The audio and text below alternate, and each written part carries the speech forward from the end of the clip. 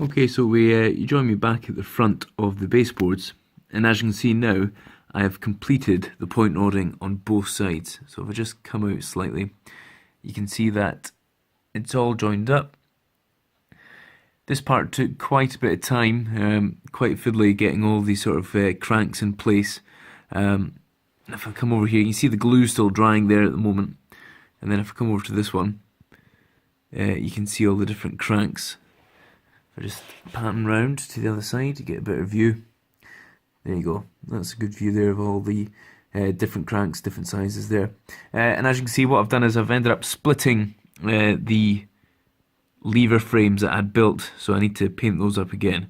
But it was just a quick fix, an easy fix, and that was to deal with the actual splitting of the baseboard when it's not in use. And as you can see, while I was waiting for glue to dry in between doing the two sets of point levers, I've also went and installed a small path, and that's just using coffee stirring sticks taken from my local cafe, thanks very much, and then trimmed down, split in half, just to give a walkway between that platform and then the two lever frames there. And then when it comes to actually ballasting and putting in the actual scenery, I'll put a couple of gravel paths connecting that frame to here and likewise there. So pretty happy with that.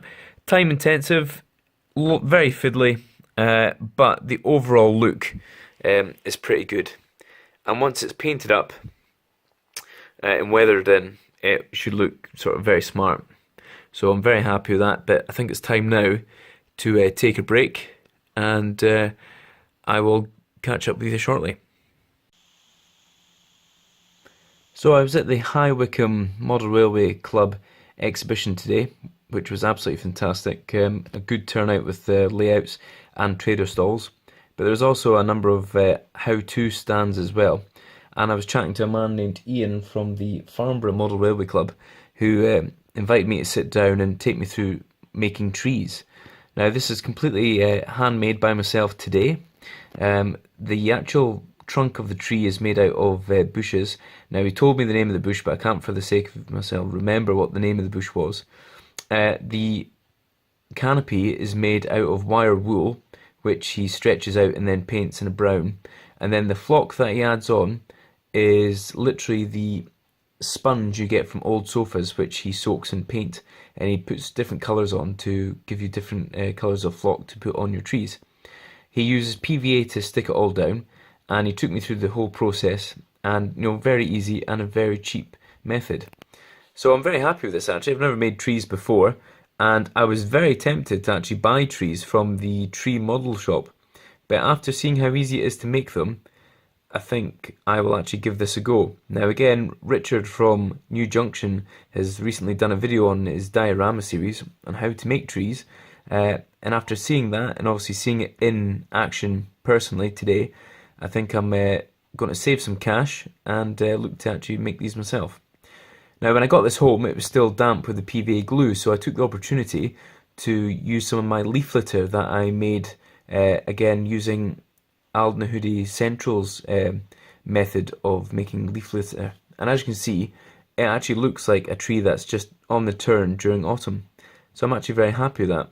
So hopefully in the future when I have time, I'll start producing some trees, and then this whole back section I'll be able to blend trees in, sort of going through autumn, likewise all the way up towards the area of the station.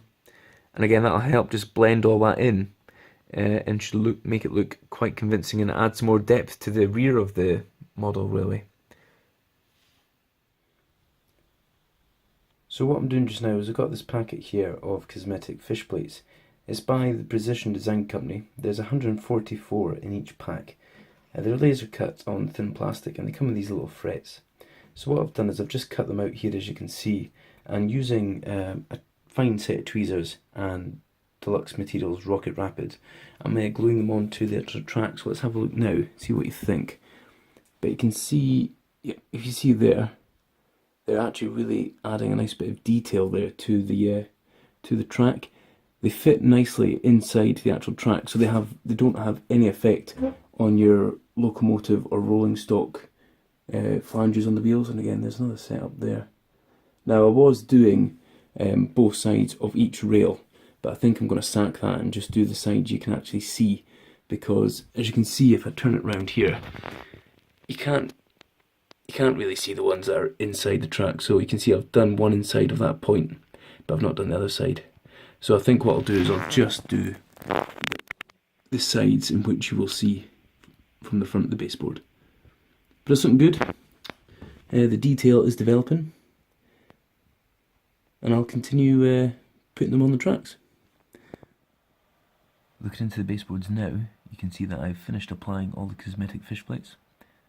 The packet of 144 was enough for me to complete the full scenic section on the baseboards, with regular spacing of roughly 16.5 centimetres between each set of fish plates.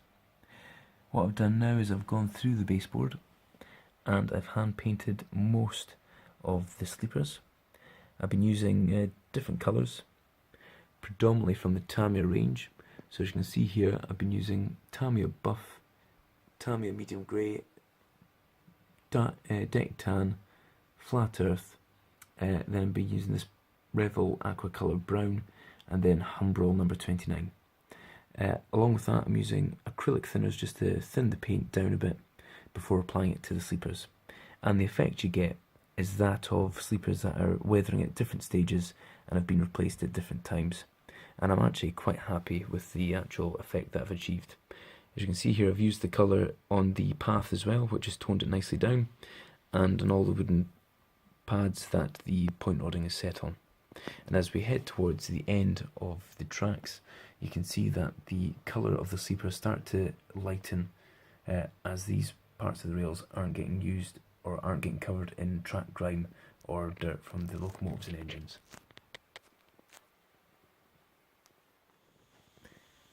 So as you can see, I've now finished the platform extension. Again, just using the normal method to ballast, using 50/50 water PVA and a splash of fairy wash up liquid to glue the ballast in place. I just need to re-glue some of the actual capstones on the platform edging. However, I've painted all the way along there again to blend it in, given it a couple of coats of matte varnish to dull it down afterwards, and put in some of the Humbrol weathering thinner dyes in there as well, which is looking quite good. So looking up to the back, you can see that I've started to place polystyrene. The plan here is to use the polystyrene as a base. I'm then going to use plaster bandage to cover it to give it a harder surface, paint that in acrylics. This space here, I'm planning on putting the fuel storage tank for the fuel pump for the diesel locomotives. I'm also going to put the trees on there that I will eventually make over the winter recess. I'm going to continue the polystyrene sort of bun line across to this baseboard. However, I will not do that until I replace this track with a Pico inspection pit, which I will use for my ash pit for fired locos to be cleaned out. And then in this area is going to be my steam loco servicing area, as well as the head shunt to get into the site, the main siding and main yard. I'm going to build just in this corner here a small ramp to allow diggers and forklift trucks to go up to the tender height of coal-fired locos to refuel them, just like what they've got down at the Bowness and Kinneil Railway. So I'll replace that track with the inspection pit. I'll bring that bun line across once that's done, and then I'll build another sort of raised platform just here to allow refueling vehicles to refuel the coal-fired locos. And then I plan to finish it off with real ash and cinders across there to give that look of a coal-fired yard. And then just looking into this area, you can see that I've used DAS modelling clay to put in between the sleepers, just to sort of build it up, making it look like years worth of cinders, dirt and grime have built up in between the sleepers. I will then cover this again with cinders and ash, just to build up the effect a bit more, and hopefully it'll all nicely blend in. So it is coming together slowly, but we are getting there. Potential tip for the future if you intend to do something similar to what I've done here. With regards to track work, if I was to do this again, hindsight is a wonderful thing, and I'm not one for much planning. However, if I was to do this again, I would apply the fish plates first. I would then put track colouring or track grime on the track work second. Then I would paint the sleepers, and then I'd put the ballast in before putting on any sleeper grime that you might want to finish off weathering. I've gone sort of cart before the horse in some places, and I've had to sort of double my workload because I've done one thing and then had to do another, which is then cancelled out the first bit of painting or something I've done. So a bit of foresight and planning if you want to do this. Put on your fish plates first, then put in your track grime, then paint the sleepers, and then put in the ballast before doing your final sort of weathering passes with the airbrush. As you look now, we've just finished installing the Gaugemaster DCC 80 Auto Frog polarity switches, which will now enable me to run DCC locos across the three-way point without actually having a point motor with a polarity switch fitted. Really easy to fit, it didn't take that long, just got the instructions there to show you, but it's literally a wire to each one of the track feeds and then a wire to the frog. That's it. So it doesn't take long to fit at all, and as you can see there, it's minimal wiring, very simple. So hopefully this will now allow me to be able to run trains smoothly across the three-way point. Time will tell, we'll check it out soon. So you join me back in the kitchen. Had a parcel arrive today from Strathpeffer Junction, and it was my LMS Sentinel Railcar. You may remember in my first running session on the layout, at the end of the video, I sent my LMS Sentinel Railcar away to get overhauled, and it's back. So Dave kindly took some time out from his own model railway to upgrade the running gear on this model. So he's worked his magic, he's also converted it over to DCC, and he returned it in the post and it arrived today. So a big thanks to David from Strathpeffer Junction, and I'm really happy with the results. So what I've done now is I have applied a new livery to it, as the livery that had been put on it was wrong. And as you can see here, I'm looking at my book here for reference, and this is a picture of 4149 Sentinel Railcar at Strathpeffer Station in 1928. And what I've done now is I've just finished putting on the transfers to bring it in line with the prototypical model here. Now the actual model itself isn't quite bang on with the example you see here before you in the book, but you know it's there and it's a representation of the model, so I'm happy enough with that. Now what I've used to put the transfers on are, as you can see there in the corner, some Humbrol decal fix. The transfers themselves are these HMRS transfers, £6.50 from the Dingwall Sports Model Shop, but I'm sure you can get them in a good model shop near you, and there's loads of them. So this is the gold lettered LMS coach and locomotive set, and I've used them on a couple of bits of rolling stock carriages, and of course that steam rail car there. Also a big thanks to Dave as well, he kindly sent me out some of his Strathpeffer Junction, that's the fridge magnet, which is now placed on the fridge. But back to the tools for the job. So what I used is the decal fix. I used the scalpel to cut the actual decal transfers off, paintbrush to help place them on, and just a little array of tweezers again just to help place them.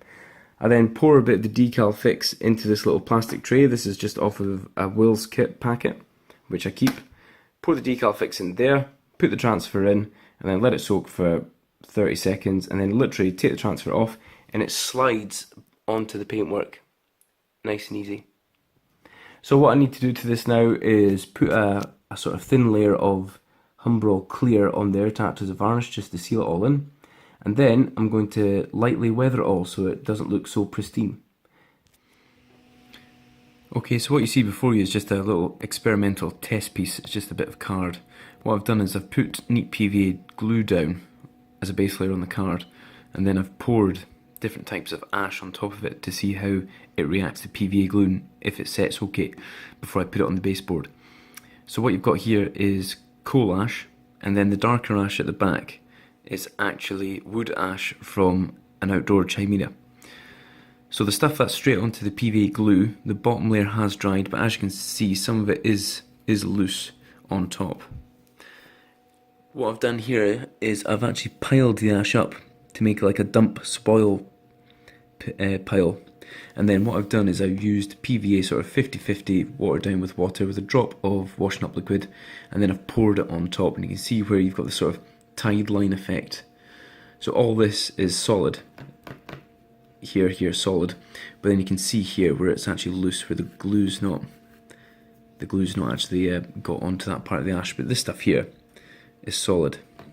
So that's my first experiment with using ash, and what I'm going to do now is I'm going to make another experiment with a bit of ply and a couple lengths of track, and I'll try the weathering techniques on the track, and then I'll try applying the different ash and ballast and see how that works together. So we'll see how we get on with that. So that's all from me for now. So thanks again for stopping by and watching this update video. Thank you for all my new subscribers. Thanks for joining in. Remember to comment on the video on the comments box down below. Feel free to like or share the video.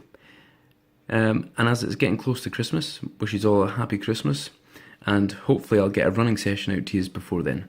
Anyway, take care, enjoy yourselves over Christmas, and I'll speak to you soon. Have a good one. Bye for now.